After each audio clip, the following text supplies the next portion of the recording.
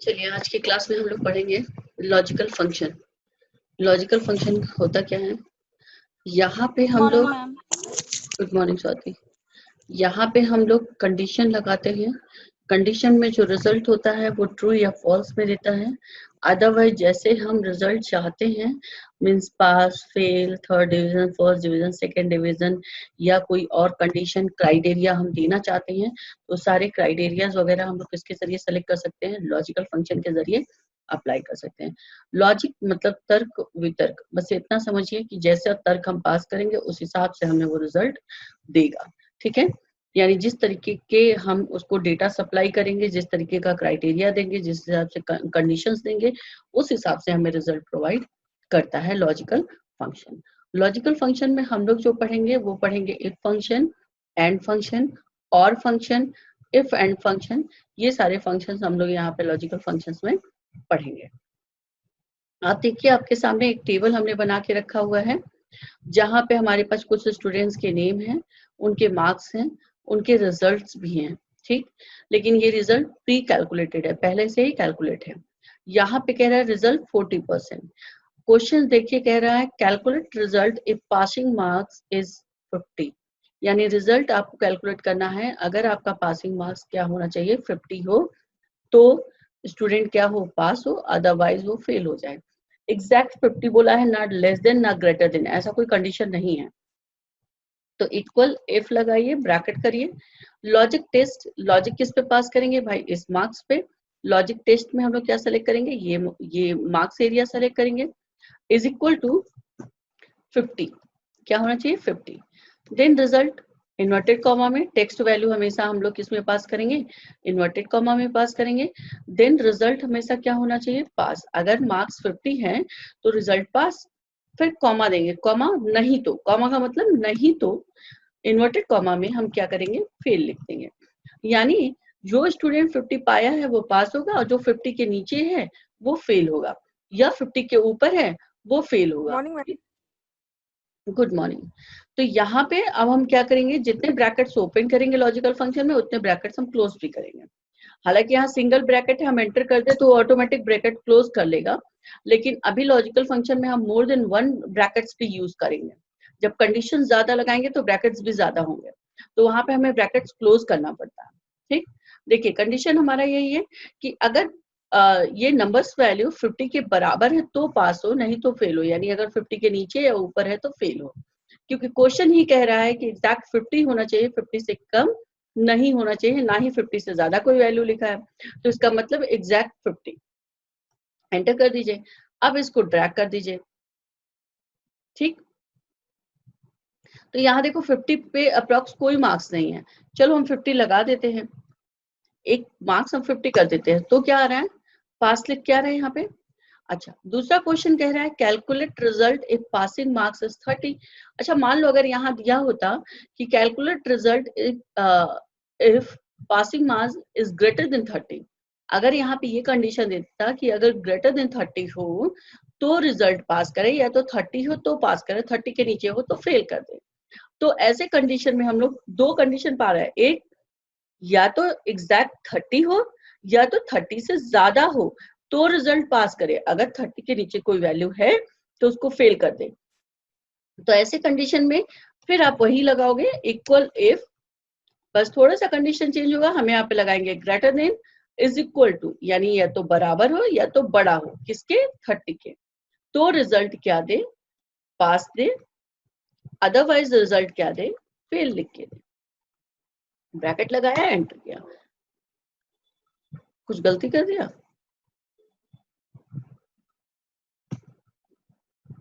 अच्छा, cell value नहीं select किया, यहाँ से सेल वैल्यू ले लीजिए, देन एंटर। अब देखिए सब पास दे रहा है, क्यों? क्योंकि सारे वैल्यूज क्या हैं? 30 के ऊपर ही हैं, या तो 30 के बराबर है, 30 के नीचे कोई वैल्यू नहीं है। चलिए 30 के नीचे कुछ वैल्यूज लिख देते हैं।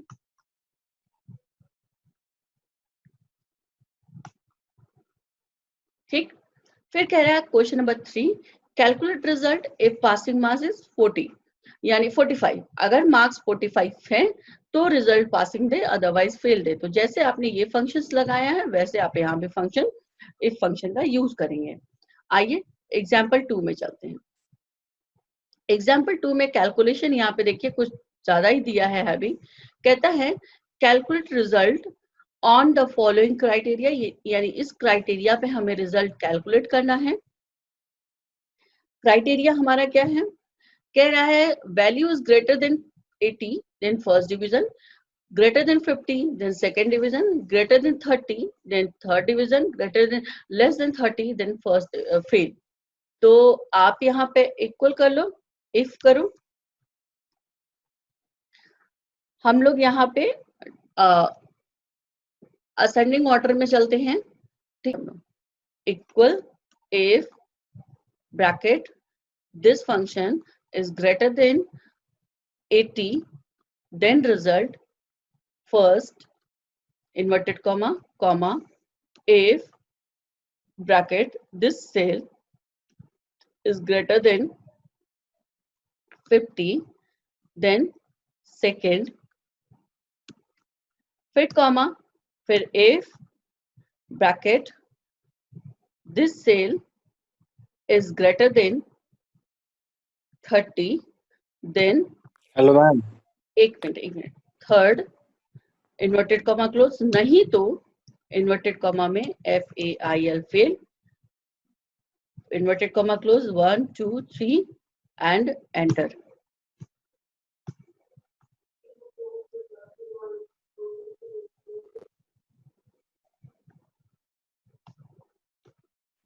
कुछ और भी गड़बड़ किया है? नहीं मैम वो नहीं करना चाह रहा, जैसे इन्वर्टेड कॉमा आप पे खोली हुई है उसको फिर इन्वर्टेड कॉमा के अंदर बंद करेंगी ना, टेक्स्ट है तो। अच्छा हमने ब्रैकेट लगा दिया, ठीक। अब देखो थर्ड दिया यहाँ पे और इसको ये देखो अब ले लिया, 50 से लेके 80 के अंदर सेकेंड डिवीजन बता रहा है, 80 या 80 के ऊपर फर्स्ट डिवीजन बता रहा है, 30 के नीचे फेल बता रहा है, और 30 से ऊपर और 50 के अंदर क्या बता रहा है, थर्ड डिवीजन। कंडीशन हमारे यही है कि अगर 80 से ज्यादा या 80 है तो फर्स्ट डिवीजन, 50 से ज्यादा या 50 है तो सेकेंड डिवीजन, और 30 से ज्यादा और 50 के अंदर है तो result third division, otherwise fail, यानी 30 के नीचे है तो रिजल्ट फेल। ठीक है, एक बारी फिर से इसको लगाते हैं। कंडीशन है वैल्यूज ग्रेटर देन 90 तो फर्स्ट डिवीजन, 60 तो सेकेंड डिवीजन, 35 थर्ड डिवीजन, 35 के नीचे तो फेल। आइए equal if bracket this cell value is greater than 90 then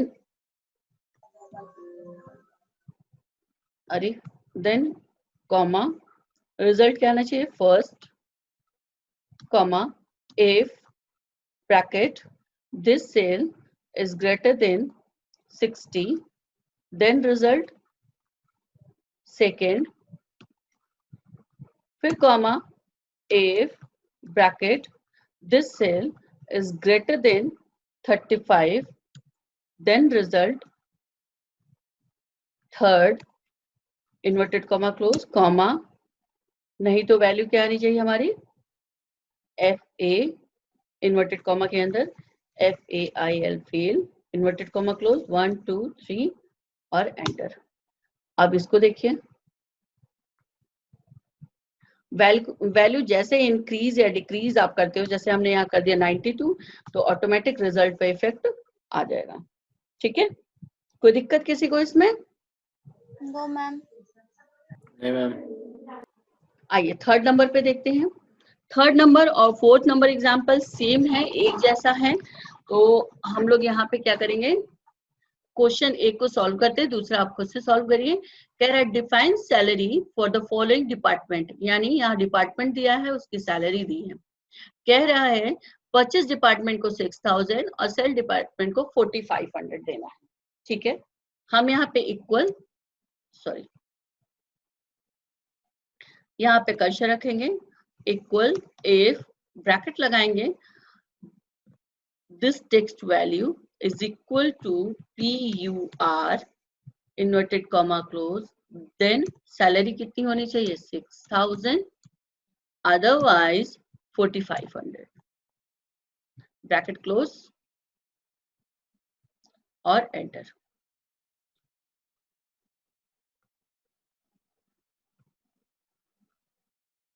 जहां जहां आपको परचेज डिपार्टमेंट मिल रहा है वहां 6000 सैलरी है, जहां जहां आपको सेल डिपार्टमेंट मिल रहा है वहां पे क्या है 4500 सैलरी है। लेकिन अगर इसी में कहीं मार्केटिंग डिपार्टमेंट होता तो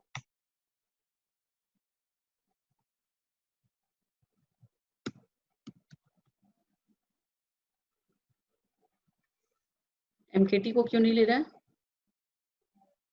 हाँ, तो भी देखिए आपका 4500 बता रहा है। क्यों बता रहा है? क्योंकि कंडीशन ही आपने ऐसा पास किया है। आपने बोला अगर परचेज डिपार्टमेंट में 6000, अगर उसके अलावा कुछ है तो 4500। आपने यहाँ पे कहीं सेल को डिफाइन नहीं किया है। अगर आप यहीं पे फंक्शन में थोड़ा मॉडिफिकेशन करके if this cell is equal to inverted comma में आपने लिख दिया होता सेल इन्वर्टेड कॉमा क्लोज, तो 4500,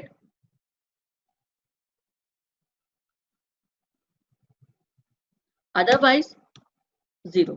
यानी अगर परचेज है तो 6000 और अगर सेल है तो 4500 और उसके अलावा कोई वैल्यू है तो क्या देगा 0 वैल्यू। अब इसको ट्रैक करिए,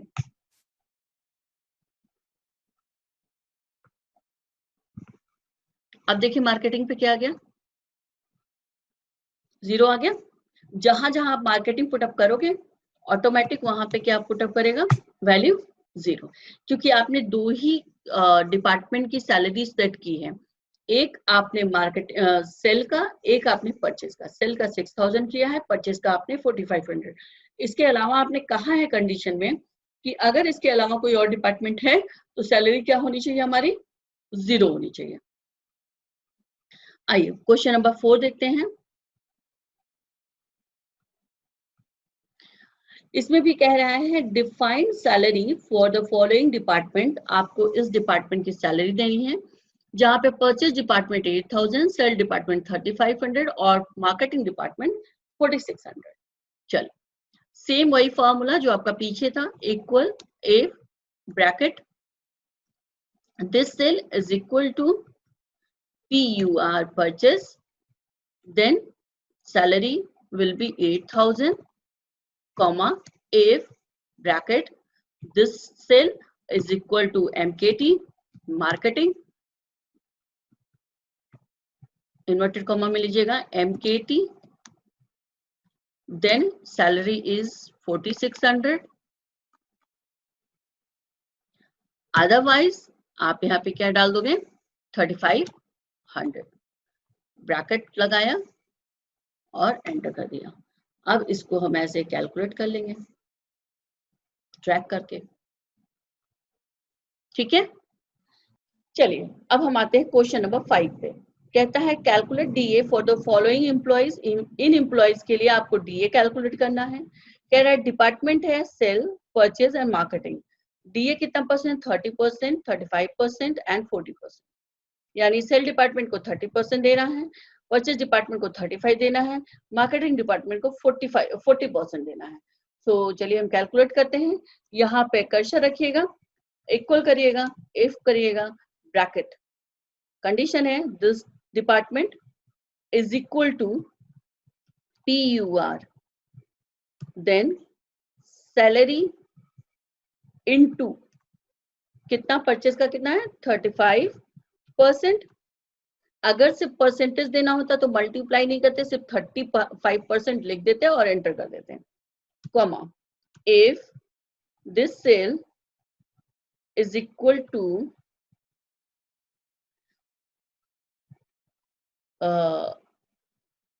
marketing MKT, then salary into 40%, comma नहीं तो क्या होना चाहिए सैलरी इंटू 30%। अब ब्रैकेट लगाइए 1 2, दो ब्रैकेट्स खोले, दो ब्रैकेट लगाया, एंटर कर दिया। अब ये देखिए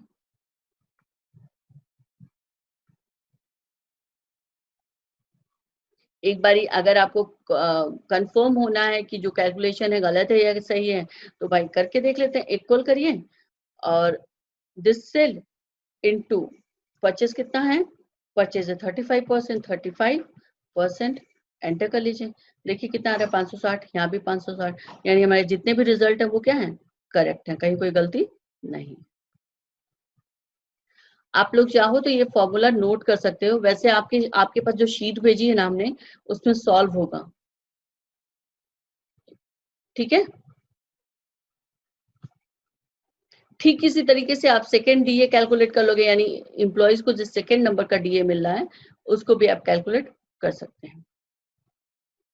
अब एक अच्छा क्वेश्चन, क्वेश्चन नंबर 6 कहता है हमारे पास इंप्लॉइज हैं, सैलरी है बट पोस्ट डिफाइंड नहीं है,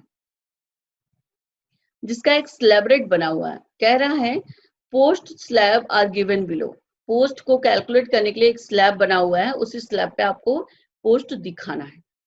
कह रहा है अगर सैलरी 4000 से कम या 4000 है तो उसका पोस्ट होगा सुपरवाइजर, 4000 से 8000 के बीच में है तो अकाउंटेंट, 8000 से 12 के बीच में है तो एग्जीक्यूटिव, और अगर 12000 से ज्यादा है तो क्या होना चाहिए, मैनेजर। तो आपको इसको असेंडिंग ऑर्डर में यानी बढ़ते हुए क्रम में लेके चलना पड़ेगा। Equal a bracket this cell is greater than और इक्वल 12,000। आप चाहो तो ग्रेटर देन लगा दो, इक्वल हटा दो और यहाँ पे लिख दो 12,000 कॉमा। तो डिपार्टमेंट पोस्ट क्या होगा, MANENGER, manager, inverted comma close comma, if this cell is greater than और इक्वल टू 8,000 देन पोस्ट क्या होगा, executive, inverted comma close comma, if this cell is greater than or equal 4,000 then post क्या होगा, accountant. नहीं तो inverted comma में supervisor,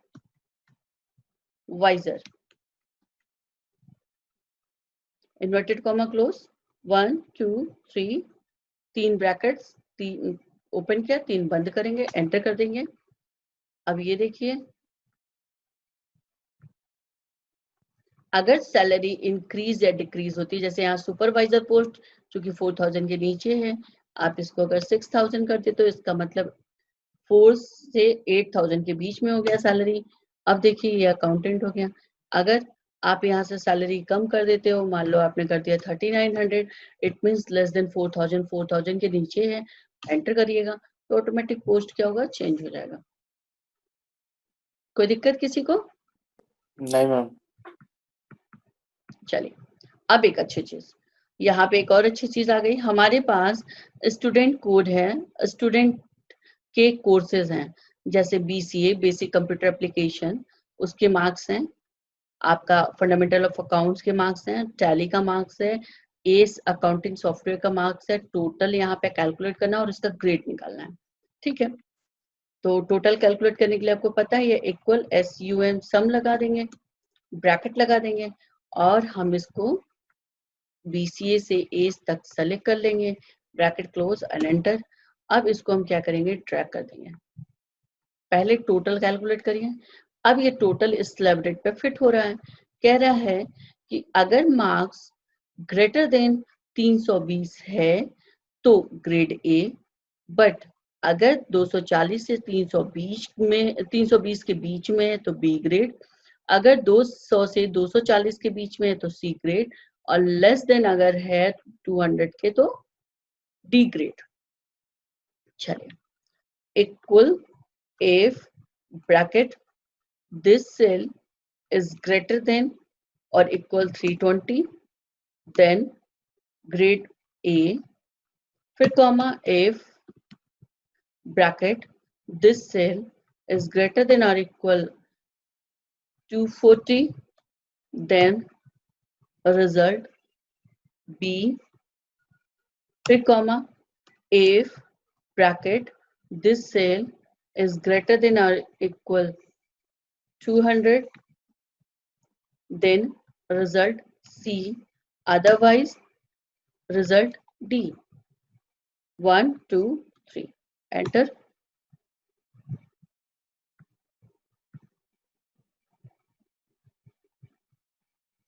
अब अगर ये वैल्यू 200 तक आ जाती है, जैसे मान लो यहाँ से हम इसको 30 कर देते हैं, तो ये देखो, ठीक है।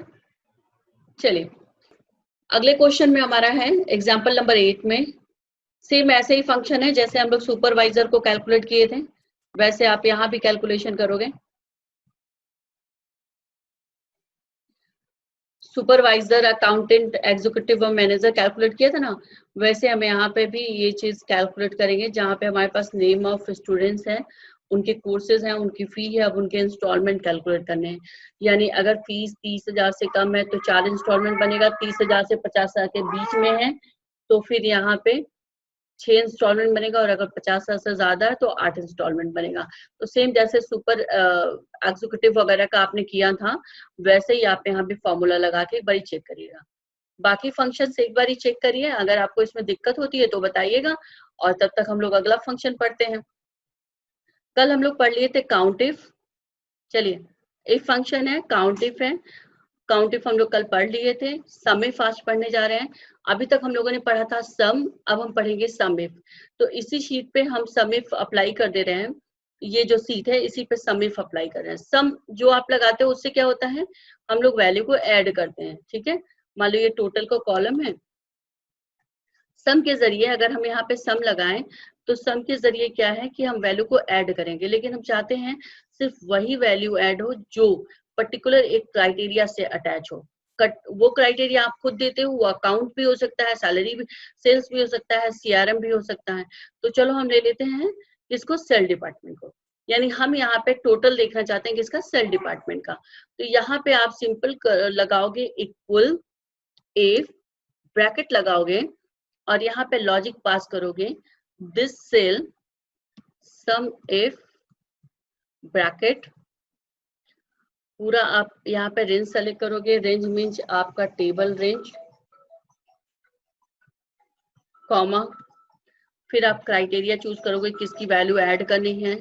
तो हम यहाँ पे ले रहे हैं सेल डिपार्टमेंट को, इन्वर्टेड कॉमा में सेल्स डाल देंगे, फिर इन्वर्टेड कॉमा क्लोज। अब लास्ट मांगता है सम रेंज, सम रेंज यानी जोड़ने वाला एरिया, तो जोड़ने वाला एरिया हमारे यही है, हम इसको यहाँ से यहाँ तक सेलेक्ट कर लेंगे, ब्रैकेट क्लोज करेंगे और एंटर कर देंगे। तो अब आप यहाँ देखिए 22,900 रुपए बता रहा है, तो ठीक है। तो वैल्यू चेक करने के लिए आप एक सेल वाली वैल्यू पे क्लिक करोगे, फिर अपने कीबोर्ड से कंट्रोल दबा लेंगे, पुश किए रहेंगे, देन अगले सेल को सेलेक्ट करेंगे और अगले सेल को सेलेक्ट करेंगे। अब देखिए जितने सेल्स डिपार्टमेंट है आपने सबको सेलेक्ट कर लिया, और यहाँ पे नीचे आप देखेंगे स्टेटस बार पे देखिए सम दिखा रहा है, इसका सम कितना दिखा रहा है 22,900, और मैक्स वैल्यू कितना दिखा रहा है 9,500, इसमें सबसे अधिक वैल्यू है। कितने वैल्यू आपने लिए हैं, तो 3 वैल्यूज को आपने सेलेक्ट किया है। इसकी एवरेज क्या है, एवरेज भी दिखा दे रहा है, ठीक। यानी इसका एवरेज वैल्यू भी दिखा रहा है, कितना नंबर आपने सेलेक्ट किया है, यानी कितने नंबर्स का सम देख रहे हो, तो 3 नंबर का सम देख रहे हैं। इन तीनों में हाईएस्ट वैल्यू कौन सी है, यानी मैक्सिमम, तो मैक्सिमम वैल्यू भी दिखा रहा है और सम भी दिखा रहा है। क्लियर, कोई दिक्कत नहीं मैम। चलिए आते हैं सम इफ पे, इसका एक आध एग्जांपल सॉल्व कर लेते हैं विद क्वेश्चन, अच्छा लगेगा समझने में। देखिए कह रहा है find out the total of due amount before April 2014 bye suitable function. तो यहाँ पे फंक्शन ऑलरेडी हमने लगा के रखा हुआ है, ठीक। कंडीशन आपको देखना पड़ेगा, कंडीशन कह रहा है अप्रैल 2014, ठीक है। तो कंडीशन यानी 1 अप्रैल 2014 ही हमारा कंडीशन है। इक्वल करिएगा, इफ करिएगा, ब्रैकेट लीजिएगा, सम इफ करिएगा, equal some if bracket range हमने सेलेक्ट कर लिया, इसको कॉमा किया, यहाँ पे क्राइटेरिया में डाल दिया हमने 1-04-04-2014 इन्वर्टेड कॉमा कॉमा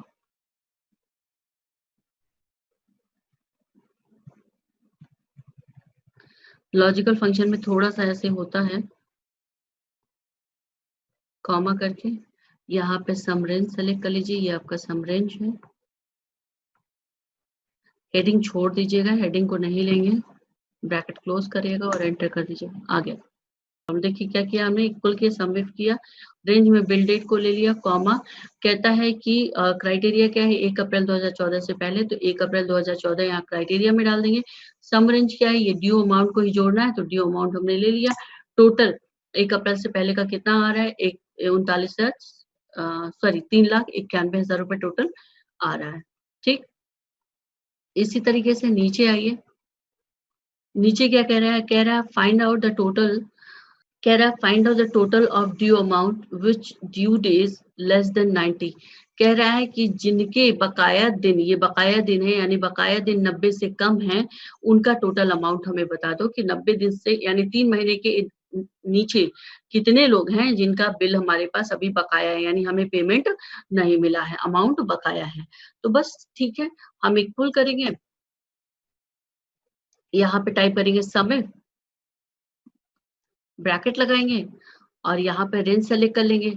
तो ये हमारा क्या है, क्राइटेरिया हमारा है ड्यू डेज, तो ड्यू डेज हम इसको पूरा रेंज को सेलेक्ट कर लेते हैं। ठीक है, यहाँ पे रेंज को टोटल हम क्या करेंगे, सेलेक्ट कर लेंगे D14 से, देखिए जैसे यहाँ सेलेक्ट किया है, कॉमा क्राइटेरिया हमारा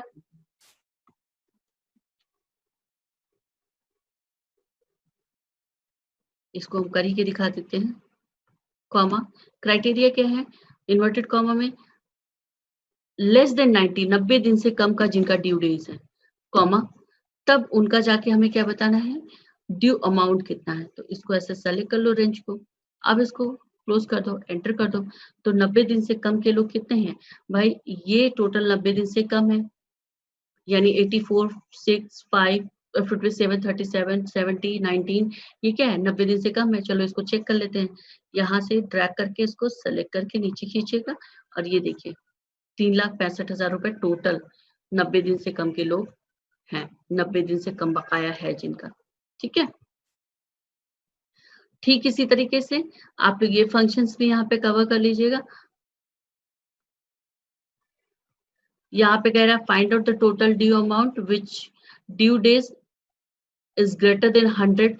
ठीक है, वही कंडीशन है, इक्वल करिएगा, सम इफ ब्रैकेट, यहाँ पे रेंज सेलेक्ट करिएगा, ड्यू डेट हमारा रेंज हो जाएगा, इन्वर्टेड कॉमा में is greater than 100, comma sum range हमारा क्या है, ये हमारा सम रेंज है, सम रेंज सेलेक्ट कर लीजिएगा, ब्रैकेट क्लोज करेगा, एंटर कर दीजिएगा। अब जानते हैं गड़बड़ क्या हो गया, गड़बड़ ये देखिए इन्वर्टेड कॉमा में देना था, इन्वर्टेड कॉमा कहाँ ब्लैंक हो गया है, तो यहाँ पे इन्वर्टेड कॉमा नहीं बल्कि इन्वर्टेड कॉमा के अंदर हम किसको देंगे, 100 को देंगे। अब एंटर करिए, अब देखिए आ गया 82,000। ठीक है,